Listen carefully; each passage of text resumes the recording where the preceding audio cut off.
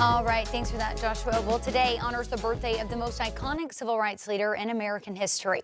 Martin Luther King Jr. would have turned 97 years old last Thursday. He was born in 1929. King's involvement with the civil rights movement dates back to the 1950s. He led the Montgomery bus boycott in 1955 after Rosa Parks famously refused to give up her seat to a white passenger. King quickly became the face of the growing movement. He was awarded the Nobel Peace Prize in 1964.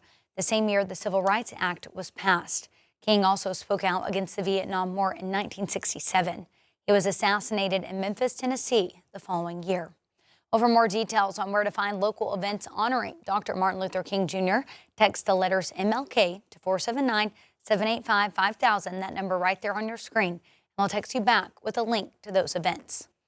Well, Fayetteville police confirm a pedestrian is dead after being hit by a vehicle early this morning. The crash happened near the 3100 block of Weddington Drive. Police say the call came in just before 5 this morning. Investigators are still working to identify the pedestrian. No other injuries have been reported. Well, in Springdale, police are searching for a suspect after a woman was stabbed.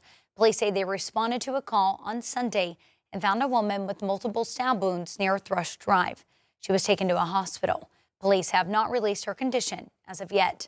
Investigators have identified the suspect, 25-year-old Ladarius Green. That's him right there. Police say that Green left the scene in a vehicle with a juvenile passenger. That vehicle was later found crashed with the juvenile still inside. The child has since been reunited with family. Anyone with information on Green's whereabouts is asked to call Springdale Police. Well, here's the latest information of the Benton County murder trial of Amber Waterman. A judge has imposed a gag order and postponed her trial following the discovery of an assignment error that kept the case with the wrong judge for over 2 years. Waterman has pleaded not guilty in the kidnapping of Ashley Bush and killing her and her unborn baby. She is expected back in court on January 21st to address pending motions. Well, beginning today, Fort Smith Transit will discontinue the Rogers Supercenter route. This comes as a review of ridership, funding, and operational needs.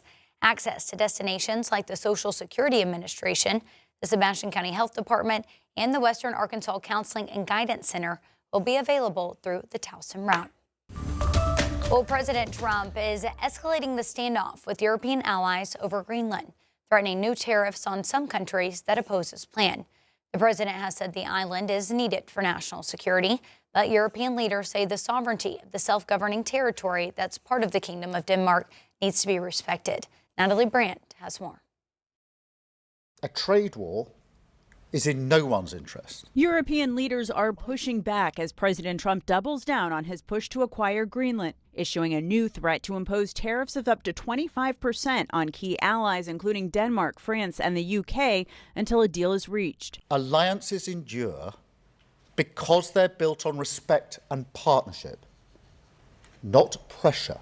Amid calls to de-escalate, Norway's prime minister confirmed he received a message from President Trump saying, in part, due to the decision to award someone other than himself the Nobel Peace Prize, he no longer feels an obligation to think purely of peace and can now think about what is good and proper for the United States. We are not going to outsource our national security. The Trump administration maintains it must control the strategic Arctic island to protect the U.S. from threats posed by China and Russia. If there were an attack on Greenland from Russia, from some other area, we would get dragged in. So better now, peace through strength, make it part of the United States. But lawmakers from both sides of the aisle said the standoff over Greenland is making the world less safe, and a bipartisan group just wrapped up a trip to Denmark to try and reassure allies in person. Part of the point of this trip is to have a bipartisan group of members of Congress listen respectfully to our friends. Greenland needs to be viewed as our ally, not as an asset. Over the weekend, thousands of protesters demonstrated in Denmark and Greenland against President Trump's plan, saying the island is not for sale. Natalie Brand, CBS News, the White House. Well, Spiro and Fort Coffee communities are coming together to remember 2 men who died in a deadly UTV crash in Oklahoma. 5 News reporter Lauren Spencer shows us how they're honoring their friends. The sound of engines filled the air Sunday in Fort Coffee, not for a race or a ride, but for remembrance. I used to say today is not promised, but it's minute is not promised. And I'm just glad we was able to get together and do this. Loved ones gathered for an impromptu parade to honor DeKeyshawn Steele and Ty Clayton, killed in a UTV crash January 9th in LaFleur County. So we just got on the phone and started making phone calls and got on Facebook, and you just saw it's amazing. I didn't know that many people was going to show up. Family and friends took to Lockdam Road on their horses and their side-by-sides and UTVs to honor the pair by doing one of their favorite things.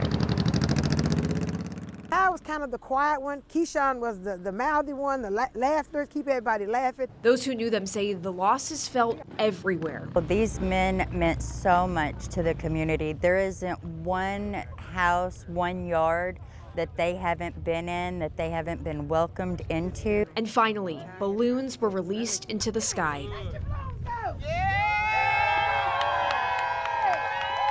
That's their favorite color. As neighbors from Fort Coffee, Spiro, and beyond stood together in grief and support. We just want the families to know how much we love Keyshawn and Ty, what they meant to us. In Fort Coffee, covering news where you live, Lauren Spencer, 5 News. Well, organizers say that they will also be hosting a benefit on February 7th at the Senior Citizen Center at Fort Coffee. Well, a Maysville volunteer firefighter seriously injured in a motorcycle crash is finally home. The Maysville Fire Department held a big welcome home gathering after Colby Amos spent more than 2 months recovering in hospitals. The community, including a motorcycle club made up of firefighters and local EMS, welcomed him home with a procession. Well, in a subcommittee meeting, lawmakers approved sending $2.4 million from a Walton Family Foundation grant to the Arkansas Department of Education. That funding will be used for a statewide teacher job board, among other initiatives. Lawmakers also approved the Department of Education's request for an additional $32 million to fund education freedom accounts. EFAs allow families to use public money for private school or homeschooling expenses and are often criticized. Once they purchase the item, are we making sure, like, is anybody going out to the home and checking? We're trusting the parent to educate their child to do what's best for what they feel like is best for their child. So I guess to your question, I guess it would be on the honor system. The expansion comes during the first year of universal school choice under the LEARNS Act.